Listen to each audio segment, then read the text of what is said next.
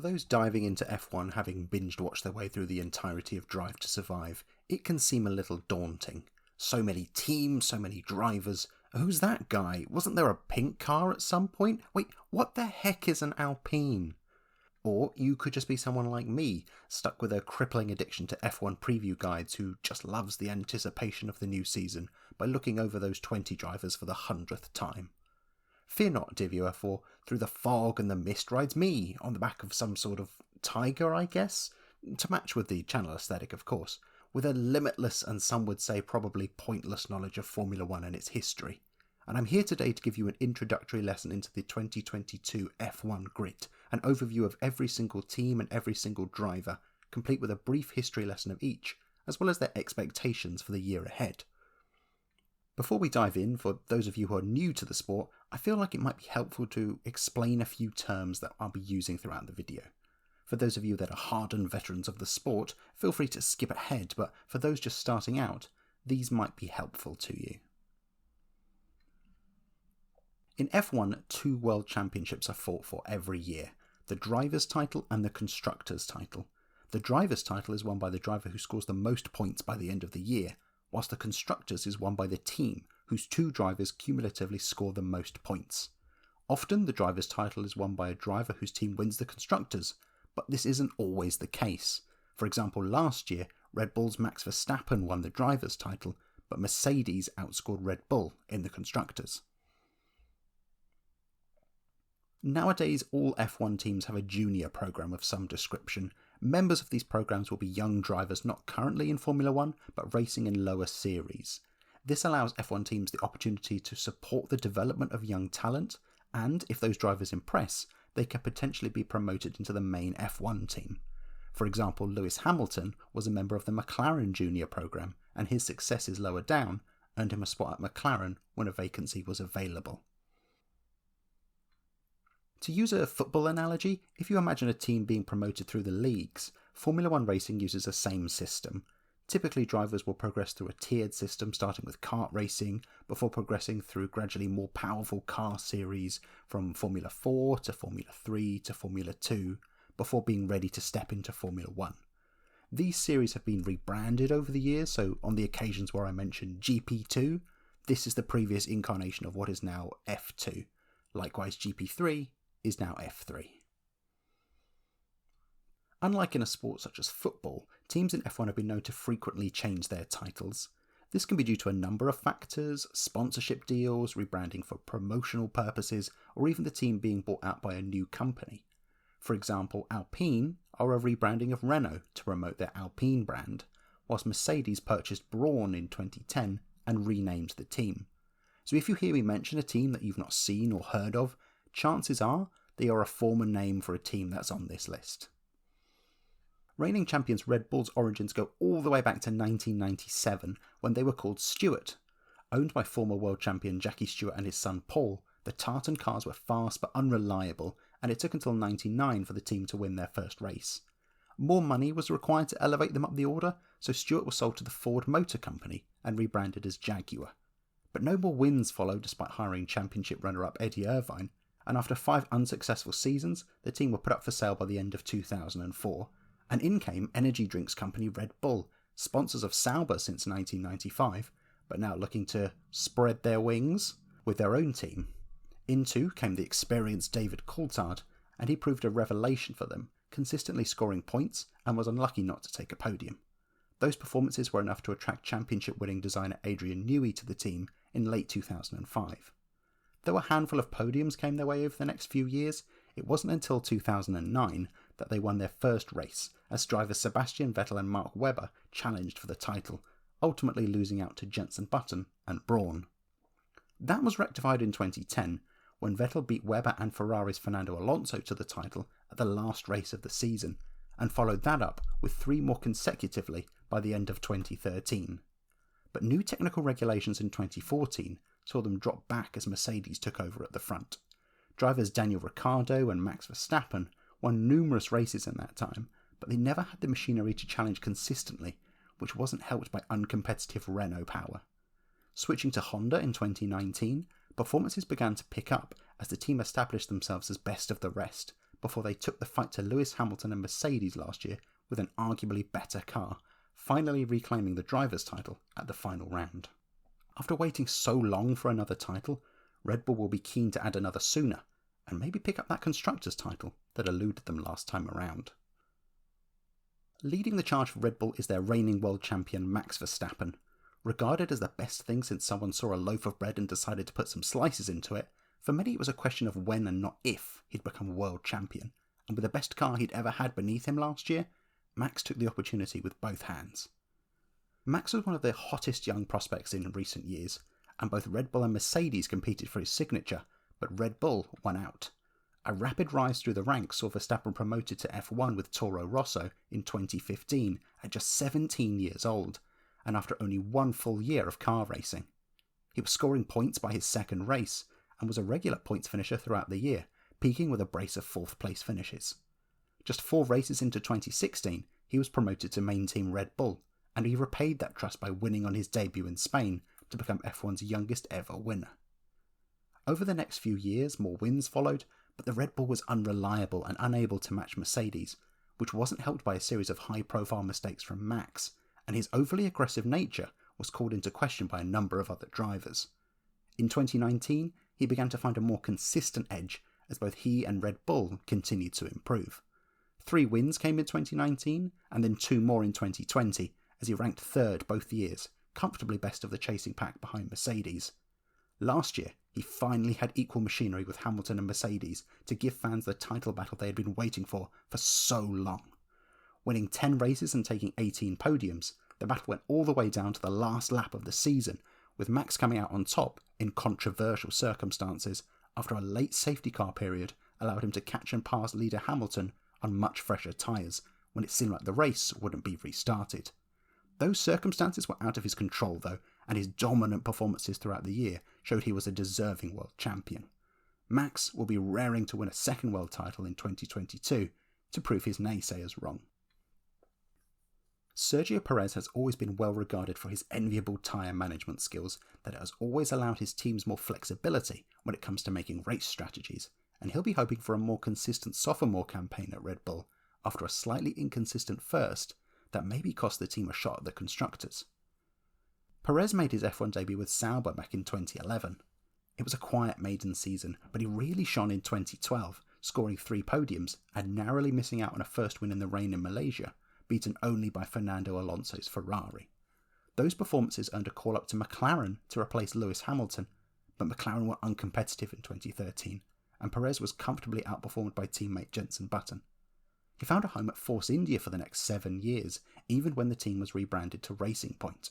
Throughout that time he delivered regular points finishes and the occasional podium for the team, never once dropping out of the top 10 in the drivers' table. His greatest moment came at the 2020 Sakir Grand Prix, when he won his first Grand Prix at the 190th attempt, the longest wait for a maiden win in F1 history. Despite a sensational 2020 season that saw him finish in the points at all but 2 rounds and finish 4th overall, he looks set to be out of a drive for 2021, when the team signed former champion Sebastian Vettel to replace him. Thankfully, Red Bull recognised his talents and signed him up for 2021, in the hopes he would be a closer match for teammate Max Verstappen than Verstappen's recent teammates, and allow the team to challenge champions Mercedes on 2 fronts. Pérez wasn't quite able to match Verstappen, but still delivered his customary regular flow of points finishes and podiums, peaking with a second win in Azerbaijan and then a podium at home in Mexico, where the crowd went wild as he finished 4th overall again. No one expects a championship from Sergio, and his role at the team is as a firm number 2 to back up and provide support for Verstappen. He showed at times his potential last year as a rear gunner with some sensational defences from Verstappen's title rival Hamilton, which assisted Max towards the title. More of that will be expected in 2021, as well as a steady supply of podiums to help the team to their first Constructors' title since 2013. One of the greatest teams in F1 history, Mercedes first entered F1 in 1954, and they took 5-time world champion Juan Manuel Fangio to 2 of those 5 titles in 54 and 55. But a horrific crash at the 1955 Le Mans 24 Hours saw 83 spectators killed and nearly 200 more injured. That prompted Mercedes' withdrawal from motorsport. 40 years later, they were back in F1 as an engine supplier, first powering Sauber, before the beginning of a very successful 20-year partnership with McLaren that delivered 78 wins and 3 drivers' titles.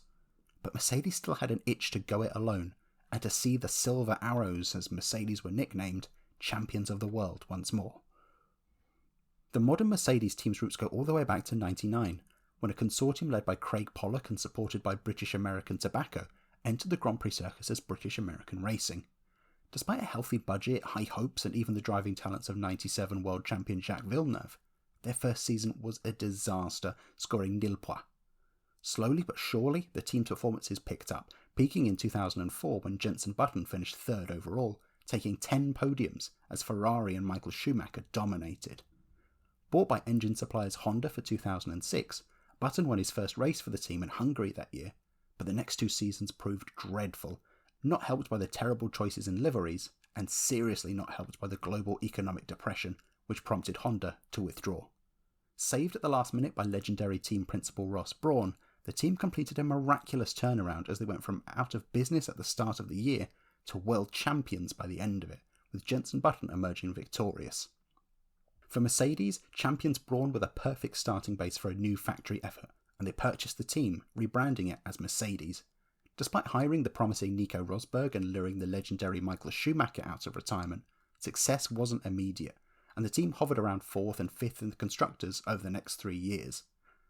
The big turning point came when they managed to sign Lewis Hamilton from McLaren in 2013, and results picked up. Second overall in 2013, their period of domination began in 2014, and 7 consecutive titles promptly followed, 6 for Hamilton and 1 for Rosberg, cementing their legacy as one of the great F1 teams. That run was interrupted by Red Bull last year, though Mercedes did take their 8th consecutive constructors title, and they will be hungry to right that wrong, with 7-time champion Lewis Hamilton now joined by young gun George Russell. Lewis Hamilton is arguably one of the, if not the, greatest F1 driver of all time, who makes driving in F1 look like he's doing so on easy mode. More pole positions and wins than any other driver, and the only driver to reach over 100 in both categories. His 7 world titles are only matched by Michael Schumacher, whilst he is the only driver to have won a race in every single season in which he has competed. A McLaren junior since 1998, Hamilton swept through the junior series, culminating in GP2 title glory in 2006. Promoted to F1 with McLaren in 2007, Hamilton was an instant sensation. From the first race of the season, he looked the equal, if not better, of teammate reigning champion Fernando Alonso, and he took a podium on his debut. That was followed by 11 more podiums, including 4 victories, and should have included a remarkable first title in his first season, but a tactical error from McLaren in China robbed him of that glory, and he was beaten by Kimi Räikkönen. It was down to the wire again in 2008 as he battled Ferrari's Felipe Massa for the title in a titanic scrap, only winning the title on the last lap of the last race of the season. The next 4 years failed to yield more success, as McLaren slipped from the front of the pack, and though the victories kept coming, he was never consistently in title contention. Still, it was a surprise when he announced a move to Mercedes for 2013, who had been outpaced by McLaren in recent years. One race victory came in 2013 as Mercedes continued to develop, but 2014 began a streak of titles to which he entered a bitter rivalry with teammate Nico Rosberg that often led to incidents on track. 11 wins took him to a second title in 2014, which was followed by another 10 to title number 3 in 2015. A season-long duel with Rosberg saw him lose out on the 2016 title, but he bounced back to beat Ferrari and Sebastian Vettel to 2 more titles in 2017 and 2018. No challengers stepped up in 2019 or 2020, and he promptly swept to yet more championships, equalling the record for the most world titles. When Verstappen and Red Bull took the fight to him in 2021, Hamilton elevated himself to new heights, with the car no longer the class of the field, and battled all the way to the final race of the season, where it was only a controversial late safety car call that robbed him of what would have been world title number 8. Nothing but the title will do for Hamilton in 2022, as he chases that record-breaking championship once again. F1's resident PowerPoint expert, but more importantly a long-time highly rated Mercedes junior, George Russell was a dominant F2 champion in 2018, beating the likes of Lando Norris and Alex Albon. Russell made his debut with Williams in 2019, alongside the experienced Robert Kubica. The once great team had slowly slid to the back of the field over the past few years, leaving them well adrift of the cars in front. Points were an unrealistic prospect, but he comprehensively outperformed his veteran teammate. Staying on for Williams with 2020, the team was still at the back of the grid, but George made up for it with some outstanding qualifying performances, earning himself the nickname Mr. Saturday. Chances for points went begging through mistakes in Emilia-Romagna and Tuscany, but Mercedes recognised his performance, and he was called up to them for the Sakir Grand Prix that year to replace a sick Lewis Hamilton. He narrowly missed out on pole, but took the lead at the start and looked set to take a dominant maiden win, but errors from the Mercedes pit crew and a puncture dropped him to 9th. Heading into 2021, he was highly talked up for a promotion to Mercedes in 2022 if he continued to impress. George continued to deliver sensational qualifying performances, then finally scored his first points for Williams in Hungary, before narrowly missing out what would have been an incredible pole in Belgium. Rain effectively cancelled the race, but he was still awarded his first podium. Shortly after that, Mercedes confirmed he would be joining the team alongside Lewis Hamilton for 2022. With only a few more years left for Hamilton and F1, this year will be a learning year for George, taking the time to learn the ropes of a championship-winning team from Hamilton, and hopefully winning a race or two, so he can eventually step up to that team leader role when the time comes. No team is as legendary in F1 circles as Ferrari. The oldest team in F1, they have competed in every single season since the championship first began in 1950, and just to drive for Ferrari is the dream of many budding drivers. 15 drivers' titles and 16 constructors' titles stand them clear of all others, though it has been a long dormant period for the team, known as the Prancing Horse. Founded by Enzo Ferrari, their first titles came back-to-back in 52 and 53 with Alberto Ascari, whose 7 consecutive race wins stood as a record until Sebastian Vettel passed it in 2013. Juan Manuel Fangio added another in 56, before Mike Hawthorn won his only title in 58, becoming Britain's first world champion in the process. Phil Hill became the first American champion in 61, and then John Surtees became the first and only driver to win the world title in F1 and motorcycle racing in 64. It was a long wait for the next title when Niki Lauda returned Ferrari to the winner's circle in 75 and 77, and arguably could have done so in 76 too, were it not for a horror crash at the Nürburgring that year. Jody Scheckter became the first and only South African to win the title in 79, but by now Ferrari could not keep up with the aerodynamic and engineering gains being made by its closest rivals like Williams and McLaren.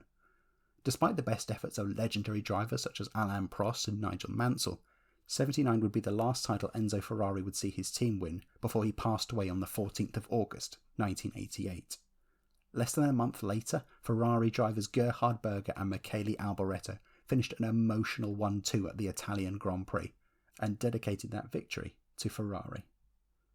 Michael Schumacher joined the team in 96, determined to revitalise their fortunes, and after several near misses in 97 and 98, World Championship glory returned to Ferrari in 2000. That led to a period of domination in F1 that none had really seen before, as Schumacher and Ferrari hoovered up every F1 title with an efficiency that a Henry Hoover could only dream of. From 2000 to 2004, Schumacher won 48 out of the 85 races held in that time. For comparison's sake, the next most wins in that time period came courtesy of Schumacher's teammate Rubens Barrichello, who only won 9 races. Off the pace in 2005, Schumacher couldn't beat Renault and Fernando Alonso in 2006 and called time on his career. Replacement Kimi Raikkonen took the 2007 title, but despite the likes of Felipe Massa, Fernando Alonso and Sebastian Vettel all mounting title challenges, that remains the last driver's title for Ferrari.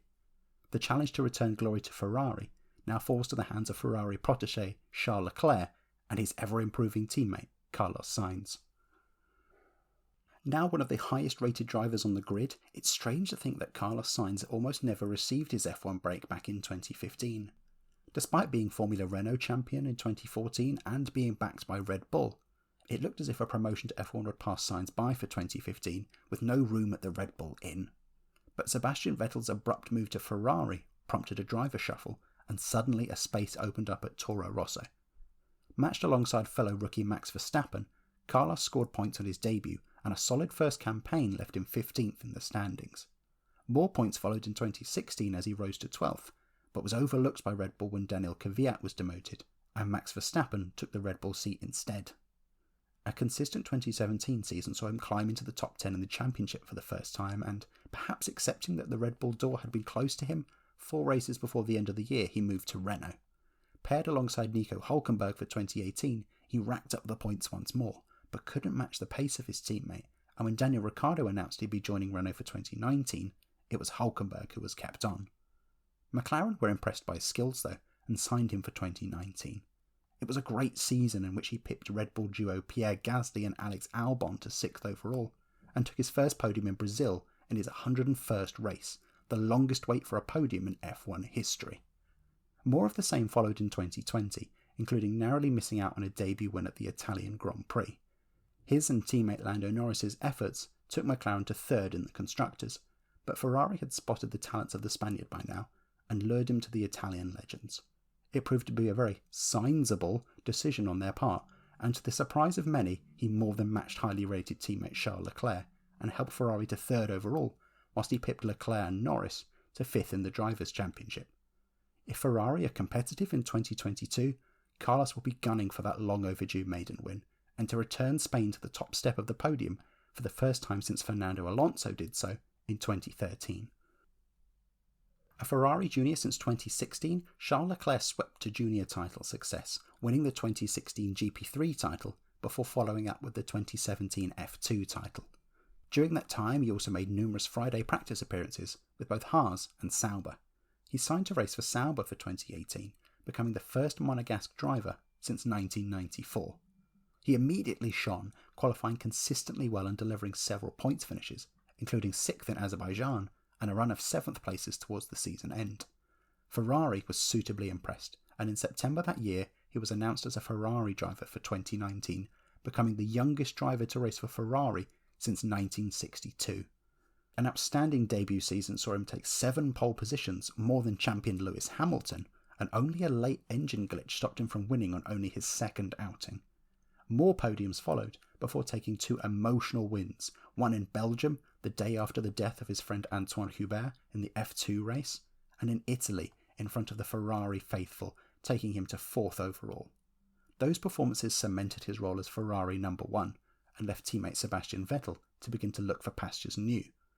High hopes for 2020 were dashed when it was clear the new Ferrari engine was underpowered, and 2 podiums and minor points finishes were Charles' only reward, though he scored triple the points tally of Vettel. Paired with new teammate Carlos Sainz for 2021, the two were closely matched, though Charles still shone as Ferrari performances improved, and he was unlucky not to add to his win tally by the end of the year. Still Ferrari's last race winner, Ferrari haven't endured such a long winless streak since the early 90s, and nothing but a return to the top step of the podium also meant a successful year for Leclerc. McLaren are one of the oldest teams in the sport, second only to Ferrari, first making their debut back in 1966 with founder Bruce McLaren behind the wheel. They were race winners within 2 years, but tragedy struck in 1970 when McLaren was killed whilst testing at Goodwood. Teddy Meyer took control of the team, and it wasn't long till championship glory came to the team, when Emerson Fittipaldi won the world title in 74 before James Hunt added another in 76. Performances dipped after that, but a revival began in 81 when Ron Dennis took control of the team, and by 84 McLaren began to dominate the sport, winning the world titles in 84 with Niki Lauda and 85 and 86 with Alain Prost. By 1988 the team were now Honda powered and supported the best 2 drivers in the world, Alain Prost and Ayrton Senna, and despite the two's fractious relationship, more title success followed, starting with an all-dominant 88 when McLaren won 15 out of 16 races. Senna won the title in 88, followed by 2 more in 1990 and 91, with Prost grabbing another title in 89. By 1992, Williams were on top, and McLaren slipped back into the midfield, and between 94 and 96, they endured 3 winless seasons. But in 95 they began their Mercedes partnership, which, matched with the recruitment of designer Adrian Newey in 1997, paved the way for a return to title success, with Mika Hakkinen in 98 and 99. Ferrari and Michael Schumacher began their period of dominance in 2000, and despite the best efforts of the likes of Kimi Raikkonen and Fernando Alonso, it wasn't until 2008 that McLaren took another world title with Lewis Hamilton. That was the last time McLaren were world champions, and the years since then have seen them slip back from race winners to midfielders even to the very back of the grid. Thankfully, since 2018, the team have been on the up again, rising to third in the Constructors' Championship in 2020 and winning their first race since 2012 last year. Fans will be keen to see if McLaren build on that success and momentum for an even better 2022. One of the more personable and funnier characters in F1, famed for his streaming antics and meme-worthy radio messages, Lando Norris really came of age last year, stepping up to become McLaren's lead driver and deliver outstanding performances in just his third season as an F1 driver. A McLaren junior driver since 2017, he became the team's official test and reserve driver in 2018 and dovetailed making 7 Friday practice appearances with an F2 campaign, finishing runner-up to George Russell. Before the year's end, he was confirmed as a McLaren driver for 2019, joining fellow new recruit Carlos Sainz and forming one of the most favoured bromances in F1 history. He scored points at half the races he contested, peaking with a pair of 6th place as he learned the ropes, and McLaren was rediscovering its form. He was comfortably outscored by Sainz, but impressed by outqualifying the Spaniard, and was rewarded with a multi-year contract to stay with the team. 2020 started with a bang when he pipped Lewis Hamilton to a podium at the season-opening Austrian Grand Prix. The points continued to flow and he doubled his previous year's tally to rank 9th overall, as he and Sainz took the team to 3rd in the Constructors. 2021 saw him joined by new teammate Daniel Ricciardo, and Norris comprehensively outperformed the Australian former race winner.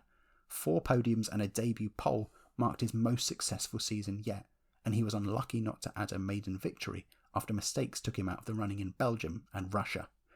20 point scoring finishes saw him rise to 6th in the standings, but with expectations around him higher than ever before, Norris will have to keep up that rate of improvement in 2022 if he's to make amends for those missed victory opportunities last year.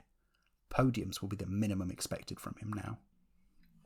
Nicknamed the Honey Badger due to the contrast between his happy-go-lucky nature off-track and his aggressive driving on-track, Daniel Ricciardo had a difficult year in 2021, even despite picking up McLaren's first win since 2012. A Red Bull junior since 2008 and a Red Bull test driver the following year, Ricciardo won the 2009 British F3 title before finishing runner-up in Formula Renault the next year.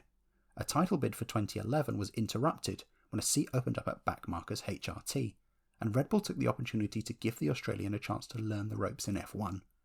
2 18th place finishes were the best it got, but he outperformed teammates Tonio Liuzzi and Narain Kartikeyan and earned himself a spot at Toro Rosso for 2012. Over the next 2 years he scored points on a regular basis, but it was qualifying where he really shone, outqualifying teammate Jean-Eric Vergne 30-7 across their 2 years together, with a brace of top 6 spots on the grid. When Red Bull driver Mark Webber announced his retirement at the end of 2013, Ricciardo was the one given the nod for a promotion to the main team. It was a sensational debut season for the team, taking 3 victories, wowing audiences with daring overtakes, finishing 3rd overall and comprehensively outperforming teammate Sebastian Vettel, who had just won his 4th consecutive world title. The next 4 years weren't as competitive, as Red Bull slipped away from the front, and Mercedes became the new dominant force, and Ricciardo could only win 4 more races in that time, though he peaked again with another 3rd place in the Drivers' Championship in 2016. Unsure Red Bull can mount a title challenge, and with growing tensions between himself and teammate Max Verstappen, Ricciardo left for Renault in 2019. The team were midfielders at best, and Ricciardo had to be satisfied with minor points finishes.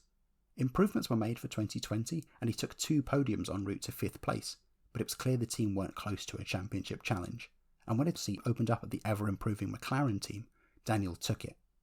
Though he took his first win since 2018 at Italy, it was an inconsistent season, and he was mostly outperformed by teammate Norris.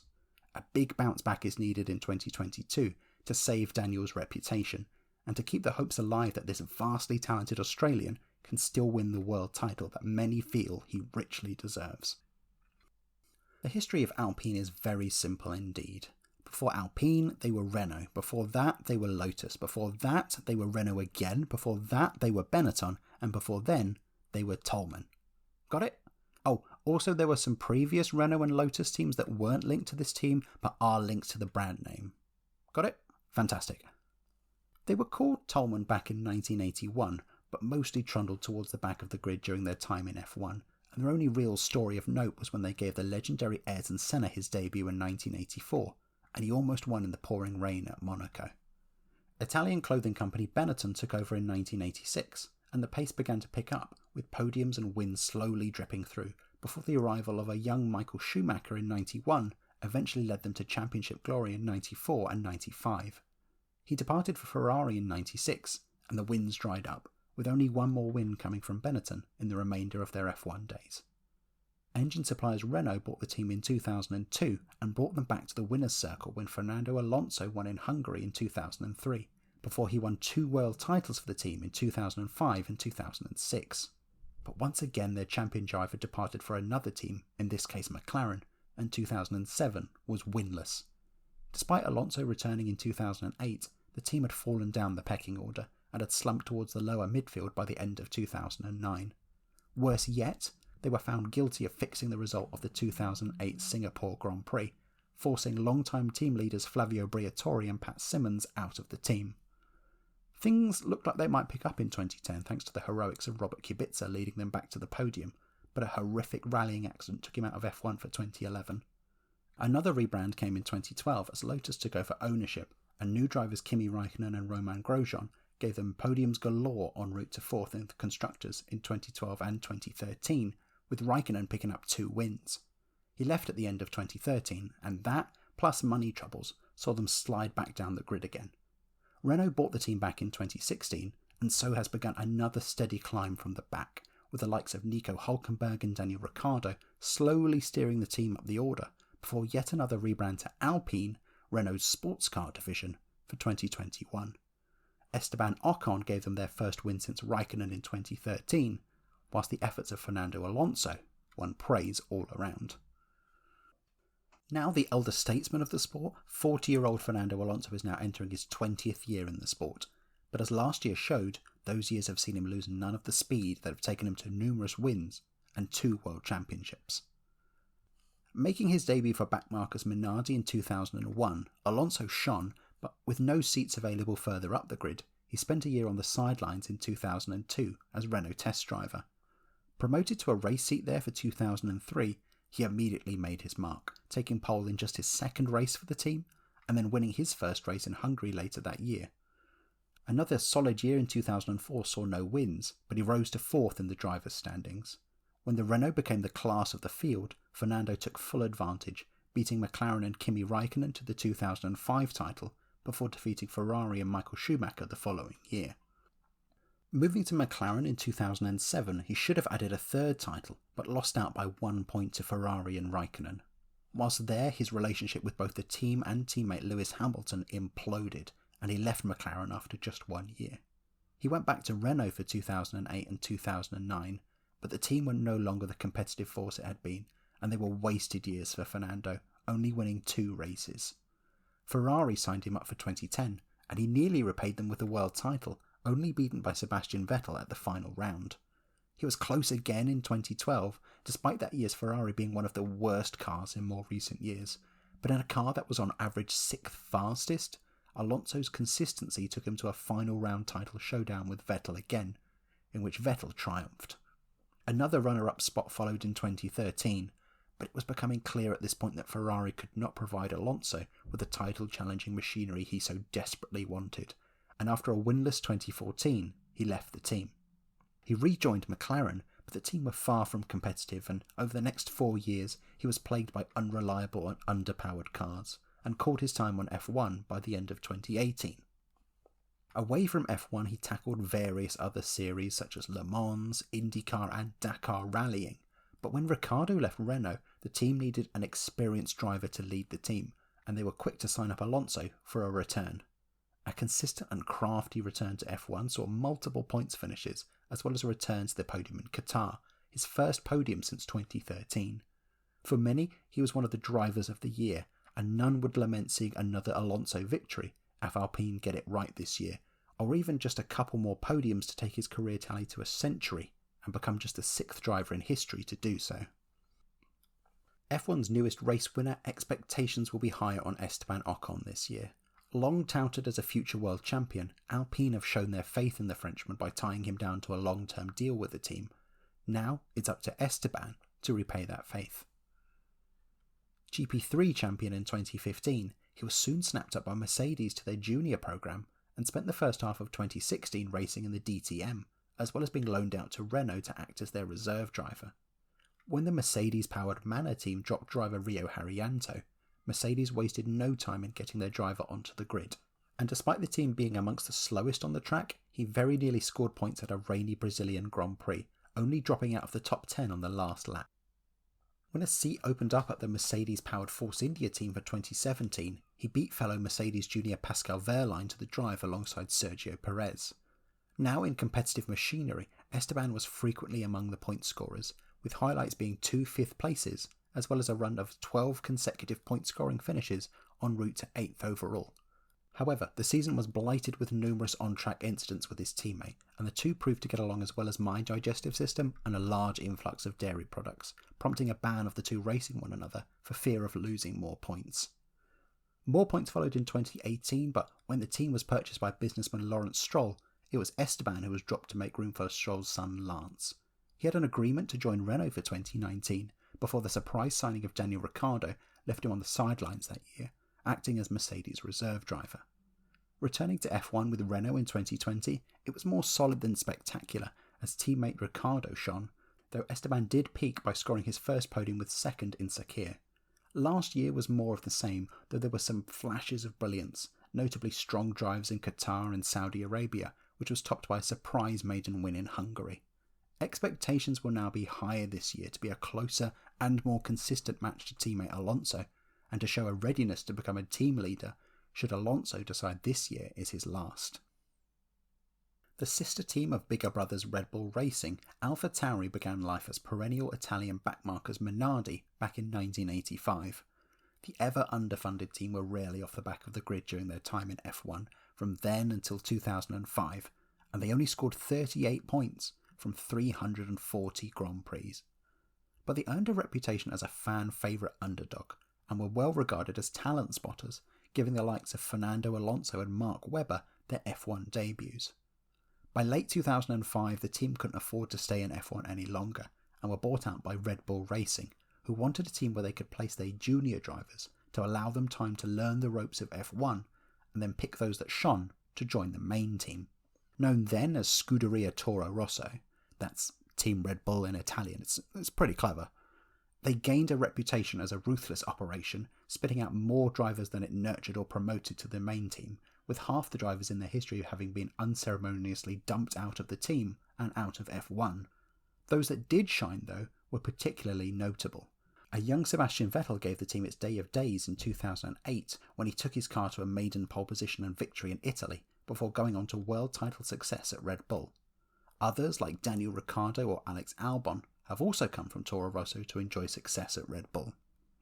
Rebranded to AlphaTauri, Red Bull's clothing label, for 2020, the team enjoyed another shock success in Italy when Pierre Gasly won his first race for the team.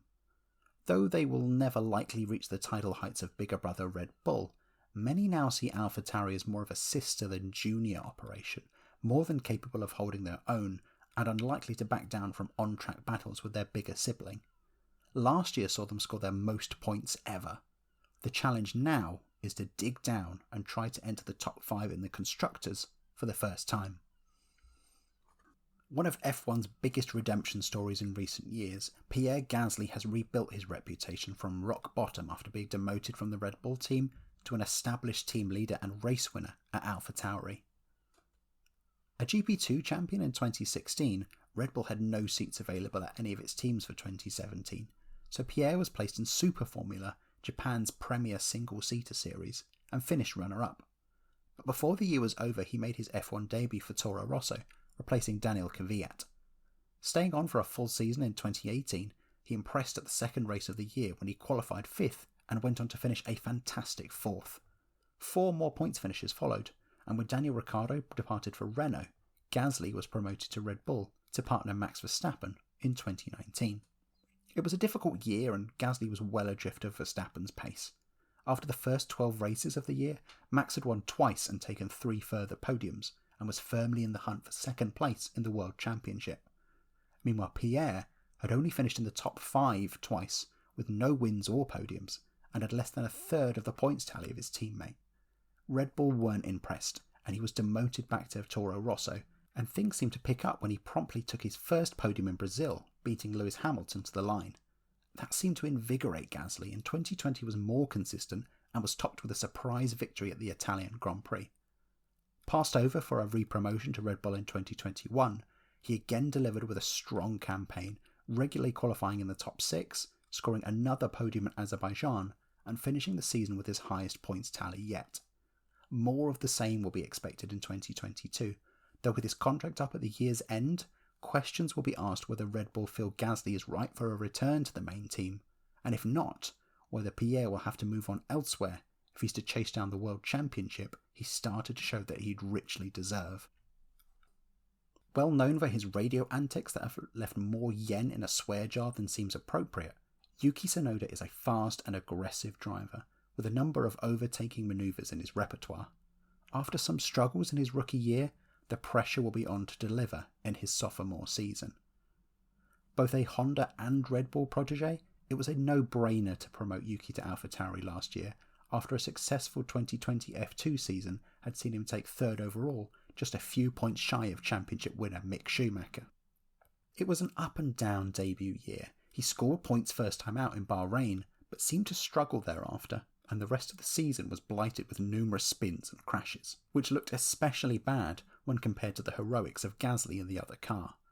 There were some bright points like 6th in Hungary and a 4th in Abu Dhabi, which, when matched with a string of strong qualifying performances towards the end of the year, were enough to convince Red Bull to keep Yuki on for another year.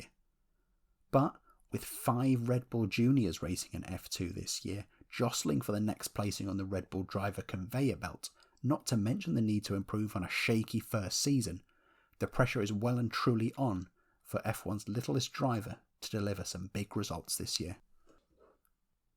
Another team with a veritable plethora of names behind it, Aston Martin originally existed as a standalone entry in the late 50s, but 2 years with an outdated car resulted in no points, and Aston Martin left the sport, tail betwixt legs. The current team's roots go back to '91, when the team was known as Jordan, owned by successful Junior Series team manager Eddie Jordan. They firmly established themselves as midfield runners from the get-go, and introduced a host of drivers into F1, such as Michael Schumacher, Rubens Barrichello and Eddie Irvine. It took until '98 for the team to reach the top step of the podium, when Damon Hill led home Ralf Schumacher in the rain at Belgium for a sensational 1-2 finish. More wins followed courtesy of new recruit Heinz-Harald Frentzen in '99, and it looked like an unlikely title challenge was on the cards, but late-season mechanical gremlins ruled that out. From there, though, the small operation was dwarfed by the influx of larger teams entering the sport, and Jordan slowly slid down the order, though managed to squeeze in one more win in chaotic conditions at the 2003 Brazilian Grand Prix. By the end of 2004, Jordan sold the team, and it was rebranded as Midland. They lost interest after a year and passed the team on to Dutch car manufacturer Spyker, who lasted but a year as well, before it was sold to Indian businessman Vijay Mallya and rebranded to the rad as hell Force India. The Force India years established the team back into the midfield, picking up the occasional podium and peaking as high as best of the rest in the constructors on occasion. But by 2018, Mallya was wanted by Indian authorities for financial irregularities, and the money for Force India dried up, sending the team into administration. Canadian businessman Lawrence Stroll stepped in to take control, and the team ran as Racing Point from 2019 to 2020, enjoying their best moments in recent years with the very competitive 2020 car, taking Sergio Pérez to victory at the Sakir Grand Prix that year. When Stroll invested into Aston Martin that year, it was a no-brainer to rebrand the team to reflect one of motoring's most iconic brands, but the glamour of the new name failed to match the performances on track as the team slid down the order despite peaking with a podium in Azerbaijan. With a wealth of money and resources being ploughed into the team, nothing but an unstoppable march towards the front of the grid will be acceptable for Aston Martin. Many people's fan favourite for his friendly demeanour and environmentally friendly pastimes, the modern generation of F1 watchers can easily miss the fact that Sebastian Vettel is a 4-time world champion with over 50 wins to his name. But the last of those championships was nearly a decade ago now, and the last of the wins came in 2019. Vettel first appeared at a Grand Prix weekend when he drove in practice for the 2006 Turkish Grand Prix for BMW Sauber at only 19 years old. The next year he made his debut for the team to replace the injured Robert Kubica, and promptly scored a point in his first race. When Kubica returned, it was back to the sidelines for Vettel, but not for long, for his Red Bull connections earned him a seat at Toro Rosso just 4 races later. He shone immediately, climbing to 3rd in the rain at Japan before crashing out, but made up for it with a drive to 4th next time out. 2008 saw him pick up more points finishes, culminating in a sensational pole position and victory in the rain at Italy for his and the team's first win. Moving to Red Bull for 2009, he was now in title-challenging machinery, but couldn't stop Jenson Button and Brawn that year. That was rectified the next year when he sensationally stole the title from Fernando Alonso and Mark Webber at the season finale to become the youngest ever world champion. A dominant title defence followed in 2011 before another battle with Alonso for the 2012 title, one that Vettel triumphed in again. 2013 brought a 4th consecutive title in dominant fashion once more, winning 9 races in a row, the most consecutive wins in F1 history. Red Bull dropped off the pace in 2014 as Mercedes started their era of domination, and Vettel was outperformed by new teammate Daniel Ricciardo and enjoyed a winless season, promptly leaving Red Bull for Ferrari. 2015 and 2016 saw multiple podium finishes as Vettel and Ferrari worked towards a title challenge again, the highlight being his first win for Ferrari in just his second outing for them. In 2017 he was back in the hunt for the title, leading by 25 points at one point, but a host of reliability issues in the latter part of the season handed the title to Hamilton and Mercedes. 2018 saw him back in the fight for the championship once more, but this time a series of mistakes through the season, along with Mercedes' consistency, saw him lose out to Hamilton again. When Charles Leclerc joined Ferrari in 2019, Vettel found himself outshone by a younger teammate once more, and after an awful 2020 season, which he only picked up 1 podium and 33 points, Vettel left for Aston Martin. Despite some initial struggles, the pace picked up and Vettel scored Aston Martin's first podium in Azerbaijan. Those performances showed there was life in the old dog yet, but with his contract up at the year's end, questions will be asked about his motivation to keep circling around the midfield if this year's Aston isn't on the pace. Famed more for his connections to team owner and billionaire father Lawrence, it would be easy to miss Lance Stroll's achievements during his time in F1. After a somewhat anonymous season last time around, he'll be keen to kick on in 2022 and rekindle his performances from 2020, when he narrowly missed out on a maiden win. A former Ferrari junior, Lance left the Ferrari Academy in 2015 to join Williams as a test driver for 2016. He combined that role with a season in European Formula 3 and dominated the year to finish as champion. That, plus a reported $80 million in sponsorship, earned him a drive at Williams for 2017, aged just 18. After a slow start to the year, he scored his first points at home in Canada, and then took his first podium at the next race in Azerbaijan, only losing second place at the line, to become the second youngest podium finisher in history. More points followed, and his final season points tally was just 3 points behind veteran teammate Felipe Massa. Performances plummeted in 2018 as Williams dropped to the back of the field. Lance scored only 6 points all year, and with dad Lawrence bought Force India, he followed his dad there, joining Sergio Pérez. It was another difficult year, and apart from a 4th place in Germany, he was out-qualified and out-raced by Pérez throughout the year, scoring 21 points to Pérez's 52. The 2020 car was more competitive, and a brace of top 6 finishes and another podium saw him soar as high as 4th in the Drivers' Championship at one point. Unfortunately, a string of retirements followed, and he eventually dropped to 11th, though he did grab another podium in Sakir and a maiden pole in Turkey, where he was unlucky not to win after tyre problems struck.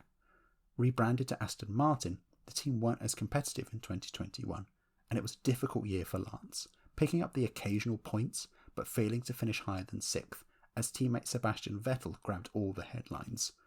Though his seat should be secure for many years to come, he'll want to get some big results in the year ahead to justify his future in F1 on his own terms. Williams are absolutely 100% the best team on the grid, an opinion that is definitely based on fact and not my own personal bias since they're the team I support. One of the quintessential family-owned F1 teams, Williams are one of the most successful teams in F1 history, but that success has slowly evaporated over recent years. Founder Frank Williams originally ran cars for select drivers all the way back to 1969, but these were cars bought off the shelf at a time when anyone and everyone could theoretically buy an F1 car and go racing. It wasn't until 1978 that the team produced their own car, and thanks to the partnership of Williams and technical chief Patrick Head, the wins began to flow in 79, before titles arrived in 1980 with Alan Jones, and 1982 with Keke Rosberg. No more titles came for a little while as the team transitioned to a new Honda power, and more challenges were faced when Williams was paralysed in a road accident in March 1986. Even without his trackside presence for the year, Nigel Mansell looked set to win the title at the final round before his left rear tyre blew. That was rectified when Nelson Piquet won the 87 title, but Honda switched to McLaren and Williams switched to Renault for 89. The wins slowly picked up again before a dominant 92 season saw Mansell win 9 races en route to the title. That was followed by another title by Alain Prost the next year, but tragedy struck in 94 when new driver Ayrton Senna was killed at Imola. Heroically, teammate Damon Hill picked the team up and took the title battle all the way to the final round, losing to Michael Schumacher in controversial circumstances before he took the title in 96. Jacques Villeneuve added his name to the Williams World Champion list in 97, but to date, this remains the last Williams World title. Wins came in the early 2000s with Ralf Schumacher, Juan Pablo Montoya and BMW power, but the team continued to slide down the order, and the only bright spot was a shock win for Pastor Maldonado at the 2012 Spanish Grand Prix, Williams' last victory to date. Soon the team dropped to the very back of the grid, ending 2020 pointless for the first time in their history. The same year the team was put up for sale, and in August 2020 the team was sold to Dorilton Capital, and the Williams family stepped away. Whilst the team improved last year thanks to the exceptional performances of George Russell taking the team back to the podium, last year was tinged with sadness when Frank Williams passed away, aged 79, on the 28th of November. With new investment in the team, hopes will be high that Williams can begin their march back towards the midfield once more. Nicholas Latifi has gained several reputations over the past 2 seasons, for an addiction to Nutella, which seems justified, and as an average pay driver only in F1 thanks to his wallet, which seems less so. 2 seasons being overshadowed by George Russell didn't help that, but Nicholas stepped into his own last year as he closed the gap between the two, and then led home Russell for Williams' first points in over a year in Hungary. Now's the chance for him to step up as a team leader on a more level playing field. Latifi debuted in F2 in 2014 and competed in the category for 6 years, peaking with a runner-up spot in 2019. During that time he tested for Renault, Force India and Williams, making several Friday practice appearances. When Robert Kubica left Williams at the end of 2019, Latifi was signed up, joining former F2 rival George Russell. In the slowest car on the grid, 2020 was tough, and he was comfortably outperformed by Russell, failing to outqualify the Brit all year. No points came his way, but he did finish 11th on 3 occasions, and showed enough consistency to be retained for 2021. Last year started much the same for Nicholas, but it all came right when he took advantage of the chaos around him to take 7th place in Hungary, his first points, and Williams' best finish since 2017. Another point followed next time out in Belgium, but again all eyes were on Russell, who took 2nd. With a new teammate for 2022, Latifi will look for a closer inter-team battle and a chance to establish himself in his own right. Not many have suffered such a yo-yo career as Alex Albon has, with only Norwich City likely able to imagine the sheer amount of promotions and demotions that he's juggled through his racing life. But after a year on the sidelines, he's back in F1 with Williams. Having had to previously deal with the pressure cooker environment of Red Bull, as well as matching up to now world champion Max Verstappen as a teammate, hopes will be that Williams will offer a better environment for Alex to showcase his skills and rebuild a reputation that unfairly took a hit during his last season in the sport. A Red Bull Junior over a decade ago, he was dropped from the programme after a difficult 2012. After finishing 3rd in F2 in 2018, there were no F1 openings, and he signed for Nissan in Formula E. But the sudden departure of Daniel Ricciardo from Red Bull prompted a reshuffle in the team, and suddenly a spot was available at Toro Rosso. With no Red Bull Juniors ready for the step up to F1, Albon was given the nod, becoming the first Thai F1 driver since 1954.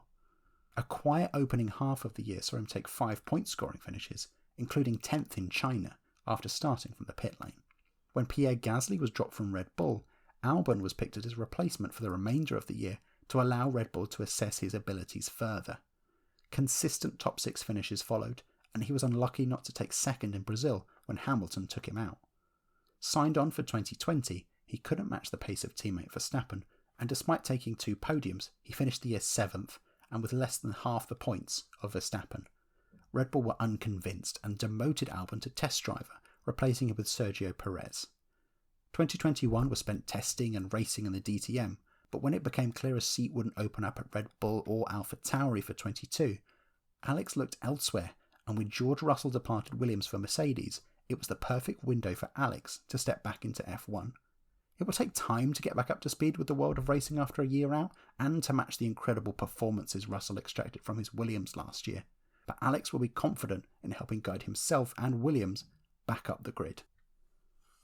Alfa Romeo were involved in F1 from the get-go of the World Championship, winning the very first F1 Championship in 1950 with Nino Farina, before another title was added the next year with Juan Manuel Fangio. But a lack of funds meant they couldn't afford a new car in 52, and they withdrew. They returned to F1 in the mid-70s, powering world champion Niki Lauda to a couple of race victories, which was more success than their factory team managed at the same time, with a handful of third places as their best result. With no success forthcoming, they were back out of F1 by the end of 1987. Strictly speaking, this current Alfa Romeo team is not actually a factory effort, and more a rebrand of the Sauber team, who are sponsored by Alfa Romeo. It's one of many Italian links the Swiss team has, as they've been long-term Ferrari partners, running Ferrari engines through most of their time in F1, and in more recent years reserving one seat at the team for a driver of Ferrari's choice, making them somewhat of an unofficial Ferrari junior team. Peter Sauber's team have been in F1 since 1993, but have rarely crept above the midfield runners, often fast enough to keep clear of the back of the grid, but not quite good enough to catch the front runners. Bar 2001, when a very teeny tiny Kimi Räikkönen and Nick Heidfeld took them to 4th in the Constructors, there wasn't much to talk about until 2006, when they were bought out by German giants BMW. Podiums and even a race win came their way thanks to a young Robert Kubica in 2008.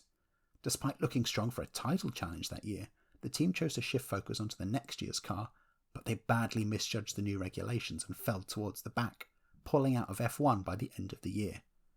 Peter Sauber bought the team back in 2010, and it was back to the usual scheduled programming for Sauber, with more midfield performances and the occasional podium from the likes of Sergio Pérez and Kamui Kobayashi. Peter Sauber stepped away in 2016, and in 2019 the Sauber name disappeared completely as sponsors Alfa Romeo rebranded the team.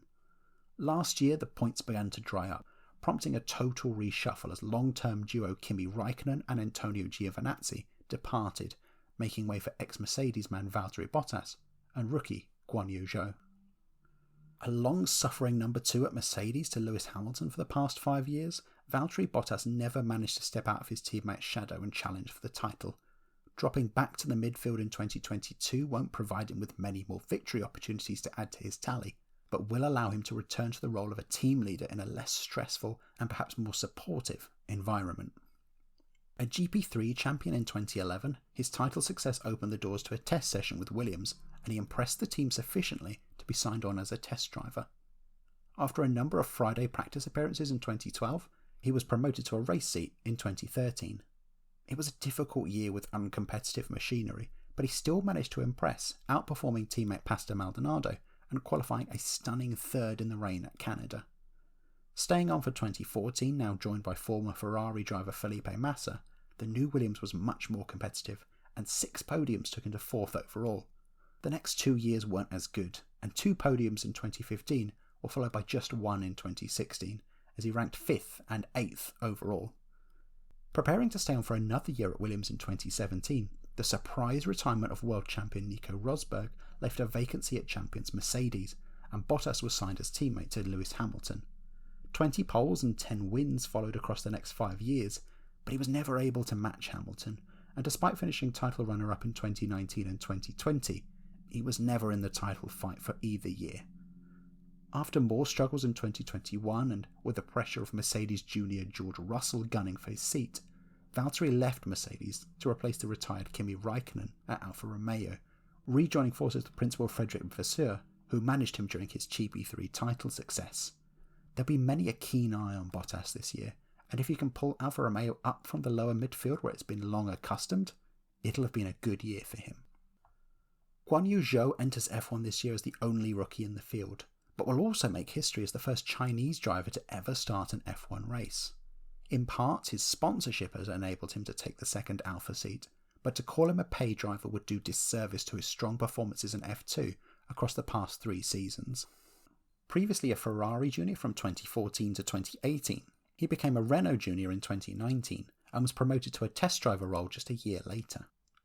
In 2021, he became only the second driver from mainland China to take part in a Friday practice session after Ma Qingha did some Friday running in 2012 and 2013. During this time he competed in F2, finishing 7th in 2019 and 6th in 2020, before mounting a title challenge in 2021, ultimately finishing in 3rd. Through most of the last year he was heavily linked with the driver Alfa Romeo, despite his links to Alpine and Renault as test driver, and in November he was announced as a teammate to Valtteri Bottas.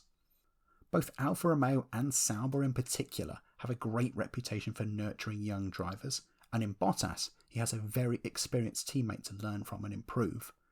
But as the first Chinese driver, the pressure on Zhou will be immense, not to mention the presence of highly rated Alfa Romeo junior Théo Pourchaire waiting in the wings. Expecting him to match the performances of Bottas might be a step too far, but a consistent campaign with points to match will be the least expected of him. The last new team to enter F1, Haas, are owned by American racing legend Gene Haas. His first foray into motorsport was in NASCAR, where Haas first formed a team in 2002. Following numerous successes across the pond, Haas decided to take on the challenge of Formula One, and in 2014 they were accepted as an entry onto the F1 grid. Not due to enter a Grand Prix until 2016 though, Haas used that interim period to have everything in place for their debut. Former Red Bull technical director and now Drive to Survive fan favourite Gunther Steiner was hired to lead the team, whilst a technical partnership was set up with Ferrari to supply not only an engine but also technical elements such as gearboxes and suspension, which would normally be produced independently. That partnership also brought Ferrari test driver Esteban Gutierrez on board to partner the experienced Romain Grosjean. Whilst the decision to source parts elsewhere rather than design them themselves drew criticism, it proved to be a good call when the car was immediately competitive and Grosjean finished 6th on the team's debut, followed by a 5th place in the next race. Thereafter though, the team fell off the pace, and just 11 more points followed all season. Gutierrez failed to score and was replaced by Dane Kevin Magnussen for 2017. More points came that year before their best year to date in 2018, with a brace of top 6 finishes securing the team 5th place in the Constructors. Off the pace in 2019, not helped by Grosjean and Magnussen crashing on track, or Magnussen crashing with the door to Steiner's office off the track, they slid to 9th place, before underpowered Ferrari engines only provided 3 points in 2020. It was time for a shake-up, and out went both drivers and in came rookies Mick Schumacher and Nikita Mazepin. With one eye on the new 2022 regulations, the team made the radical choice of ignoring all development work on their 2021 car and concentrated solely on 2022, effectively writing off 2021. It was no surprise then that they were slowest of all, but the real test will come in 2022, where we'll see if that choice to concentrate on this year's car has paid off. If not, Gene Haas may begin to reconsider his involvement in the sport if his car spent another year towards the back. At first glance, Mick Schumacher's surname might be the most notable thing about him, as he is indeed the son of the legendary 7-time world champion Michael. But being the son of a great driver isn't enough to get you into F1 alone, for whilst that famous name might open up doors to sponsorship deals and drives that otherwise might not be available, it also comes with a ton of pressure to live up to that family name. And thus far, Mick has done that in his stride, winning the European F3 title in 2018, before adding the F2 title to his CV in 2020. For a while it looked like those successes and his links to Ferrari would secure him a drive for Alfa Romeo in 2021, but he ended up with Haas instead. Last year was always going to be a struggle with the knowledge that Haas had moved all development onto their 2022 car, and thus the two cars would regularly be mired at the back of the grid, with little chance of climbing higher. All Mick could do was beat his teammate, which he did with aplomb, out-qualifying Mazepin 18-3, and beating him in races 15-6. On occasion he battled with the Alfa Romeos or the Williams of Nicholas Latifi too. It wasn't all peaches and cream though, and there were a few more crashes and spins than either he or the team would have liked. 2022 will be the time to shave off those rough edges and enter the midfield battle for points, provided Haas's gamble pays off. Though fans would love to see the Schumacher name at Ferrari in the future, that still seems to be a little way off, and getting those first points on the board will be the first step for Schumacher.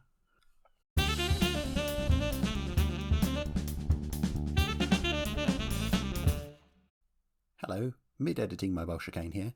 This was the part of the video where I had written and recorded a profile for Haas driver Nikita Mazepin, which I'm beginning to suspect we might not need anymore. This is owing to the terrible fallout from the Russia-Ukraine crisis, specifically the fact that Mazepin is financially backed by his father Dimitri's Uralchem company, which is very closely linked to Vladimir Putin. Understandably, Haas no longer want any connection to that brand, having removed the sponsorship decals from their car by the end of the first test in Barcelona. It's an open secret that the only reason Mazepin was racing for that team was due to that sponsorship, as his woeful on-track performances certainly didn't paint him in a good light last year. With no more Uralchem, there's no reason to keep hold of Mazepin. At the time of recording, my understanding is that reserve driver Pietro Fittipaldi will take over the seat for an interim period, whilst the team search for a full-time replacement. The name Fittipaldi is steeped in F1 lore. Emerson Fittipaldi, Pietro's grandfather, was world champion in 1972 and 1974. Wilson Fittipaldi had a brief F1 career in the 70s and even started his own team, whilst Christian Fittipaldi performed solidly during a 3-year stint in F1 in the 1990s. Pietro has established himself in his own right. A former Formula Renault champion, he's dabbled in a variety of motorsport series the past few years, including IndyCar and the DTM, though without a huge amount of success in either. He's already made his F1 debut back in 2020 for Haas after Romain Grosjean's terrifying crash in Bahrain that year ruled him out of the last 2 races. Despite a lack of time in the car, he proved a capable replacement, finishing last both times, but not far from the pace of experienced teammate Kevin Magnussen. He should prove a closer match to Schumacher than Mazepin was, but it will still be a surprise if he keeps the seat for the whole year. There are no shortage of candidates for a full-time seat at the team this year. Steiner spoke last year of the need to hire an experienced head to steer the team forward after the struggles of running 2 rookies last year, and a couple of names have already swum to the surface. There's veteran Nico Hülkenberg, a former GP2 champion who's been in and out of F1 sporadically since his debut in 2010. Perhaps most famous for his unenviable record of most Grand Prix without ever stepping on the podium, Hülkenberg has a proven track record as a reliable point scorer for the likes of Williams, Force India and Renault, whilst his last appearances in F1 in 2020, as a late substitute for both Sergio Pérez and Lance Stroll at Racing Point, showed he'd lost none of his speed, and was even linked to the Red Bull seat that Sergio Pérez eventually got, highlighting how highly rated he still is up and down the paddock. Currently Aston Martin's reserve driver, he'll be one of the favourites for the seat. Also on the market is Antonio Giovinazzi, having been dropped from Alfa Romeo at the end of last year. A GP2 runner-up back in 2016, he's been part of the Ferrari Junior program since then, and those Ferrari links plus his recent F1 experience will make a particularly appealing candidate for Haas. 3 years at Alfa Romeo failed to establish him on the grid despite some standout qualifying performances, but Antonio is a solidly capable pair of hands and will give Haas some much needed points and direction, and offer Ferrari a useful yardstick to assess their current protege Mick Schumacher. Unlike Hülkenberg though, Giovinazzi is currently tied down to racing in another series, having headed to Formula E this year, and extracting him from that contract may prove a challenge. A few other names have been mooted, notably a number of young drivers looking to make their break in the sport. Reigning F2 champion Oscar Piastri is one of them, and having been cruelly passed over for a race seat in 2022, despite winning back-to-back F3 and F2 titles, a feat that the likes of the ultra-talented pair of Charles Leclerc and George Russell have also achieved, shows how highly rated the Australian is.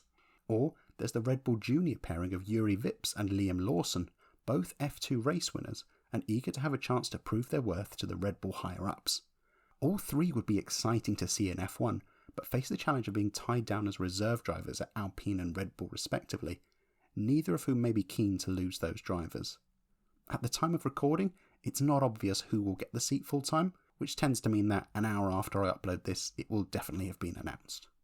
So, that's it. All 10 teams and all 20 drivers.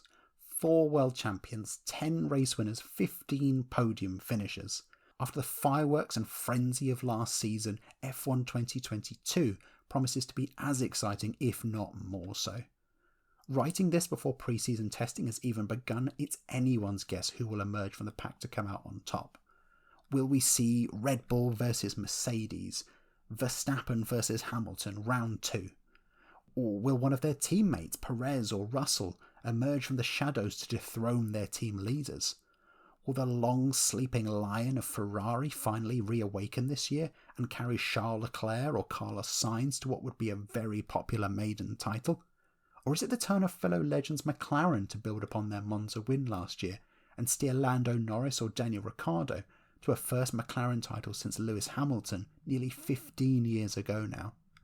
What if it's Alpine who get it right and we see Fernando Alonso back on top once more, or Esteban Ocon build upon his Hungary triumph to a fully fledged campaign of successes?